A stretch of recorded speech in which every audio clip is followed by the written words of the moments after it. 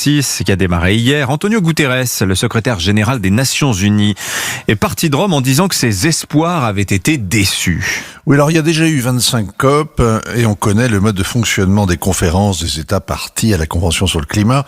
C'est par la peur, l'annonce de la fin du monde, que l'ONU tente d'amener les États à faire des efforts ruineux. La déception fait partie intrinsèque de la dynamique.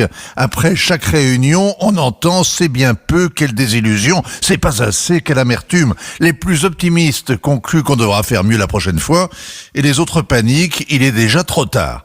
Alors la déception, c'est le prix payé à la kermesse diplomatique annuelle, le spectacle de ces présidents et premiers ministres qui nomadisent un week-end de la Toussaint de l'Italie à l'Écosse à bord de leur jet, chacun avec sa course, ses gardes, ses conseillers, ses journalistes. Toute cette mise en scène fait exister un concept assez nébuleux, la communauté internationale, qui reste d'habitude introuvable. C'est déjà pas mal si l'on oublie la facture carbone de ce week-end, évidemment. En même temps, ce conclave de dirigeants, Vincent, ça crée une attente, ça crée de l'espoir.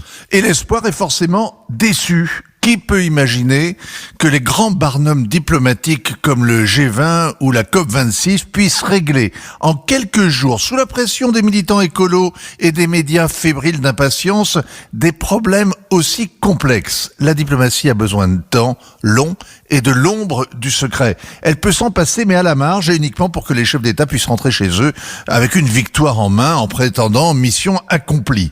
Le G20 a décidé l'arrêt des financements à l'export des centrales à charbon.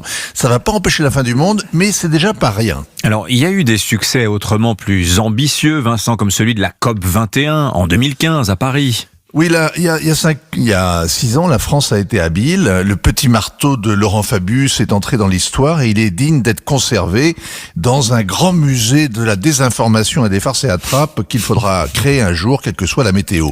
D'abord, le président de la COP21 a battu son marteau en prétendant qu'il y avait unanimité dans la salle à l'adoption de cet accord de Paris. Il y avait 191 pays représentés.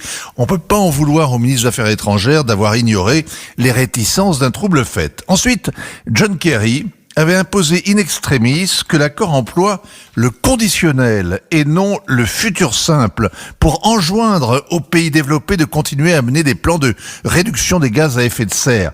En changeant le temps de conjugaison, on passe du « il faut » au « il faudrait ».